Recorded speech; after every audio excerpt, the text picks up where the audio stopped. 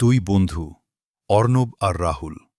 একই স্বপ্ন, একই শৈশব, কিন্তু সময় বদলাল। দেশজুড়ে স্বাধীনতার আন্দোলন ছড়িয়ে পড়ল। অর্ণব যোগ দিল বিপ্লবীদের সঙ্গে, আর রাহুল হয়ে গেল ব্রিটিশ পুলিশের একজন অফিসার। একদিন রাহুলের হাতে এলো একটা ফাইল, ওয়ান্টেড অর্ণব। তার হাত কেঁপে উঠল।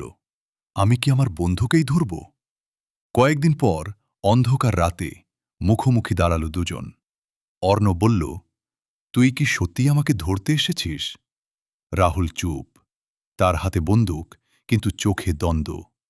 হঠাৎ খবর এলো, বিপ্লবীদের গোপন মিটিং। রাহুলকে পাঠানো হলো সেখানে হানা দিতে। রাত, চারদিক ঘিরে ফেলল পুলিশ। গুলি, চিৎকার, বিশৃঙ্খলা।